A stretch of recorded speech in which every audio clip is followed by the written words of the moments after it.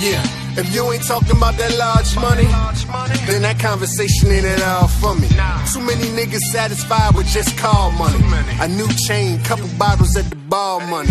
We need that. 2 acres for the yard money. Diversified portfolios and bond money. Pull a few strings, that guitar money. Try to run up on me? Nah, money. Getting at it from the AM to the PM. Smooth fat boy, that's a door by your BM. They love it when they see him. We still in the hood, but we on top like the alternators in the GMs. You feeling this? You were tuned in to G5 Jeff TV. Hit the subscribe button, hit the like button, hit the share button as you come on in. Now, over the past couple of weeks, we've watched the 2 top 147 pounders in the world, Terence Crawford, Errol Spence Jr., get in the ring and look impressive. Terence Crawford, impressive victory over Kell Brook. Errol Spence Jr., impressive victory over Danny Garcia. And I'm a fan of Errol Spence Jr. I'm a fan of Terence Crawford. Anybody that knows G5 Jeff TV knows that I'm not pro anybody when it comes down to promotional companies. I'm not pro Top Rank. I'm not pro PBC. I'm not pro Golden Boy. I'm not pro DAZN, pro ESPN, pro Showtime. None of that. Whoever's showing the best fights or the best cards at that particular time, that's who I'm rocking with. That's just what it is. I have no affiliations when it comes down to that because none of them are paying me. And that's just what it is. But I do have a message for Errol Spence. I have a message for Terence Crawford. It's time. It's time for this fight to get done. And to be honest with you, neither guy has a legitimate fight at 147 outside of Manny Pacquiao that the boxing public and the general public will be interested in. And if you think that's not facts, I'm about to run it down right now. You take Errol Spence.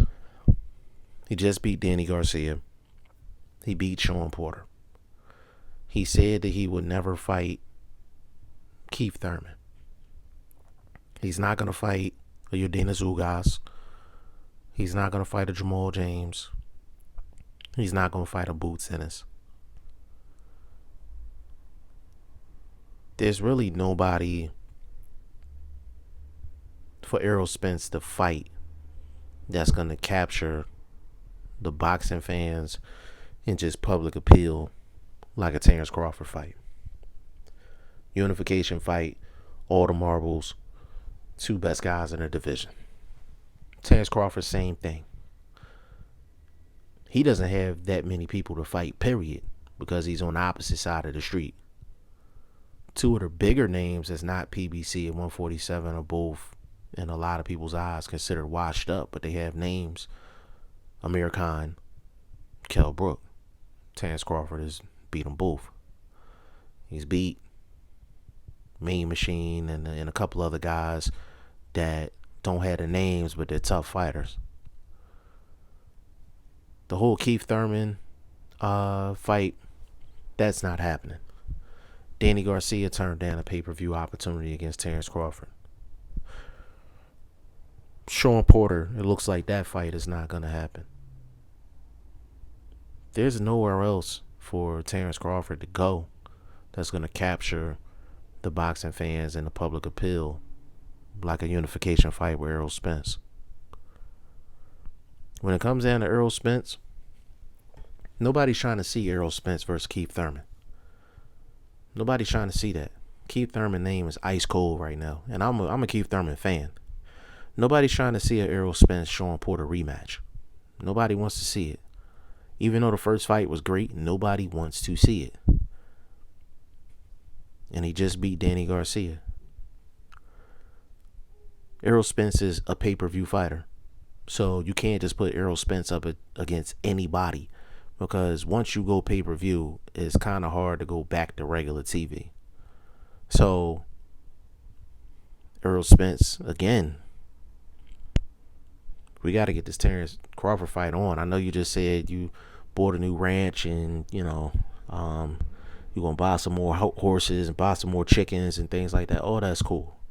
Oh, that's cool. But when you got unification staring in your face, and you got the other top 147 pounder staring in your face, and he came to your fight, Errol Spence, you're the A side. We need for you to step up to the plate and get this done. You, Al Heyman, PBC, let's get this done. Now for Terence Crawford's end, we all know his story. There's a chance that his contract is running out with Top Rank, which is going to make him a free agent. Now Bob Arum came out and he said, hey, I've lost a lot of money trying to promote Terence Crawford.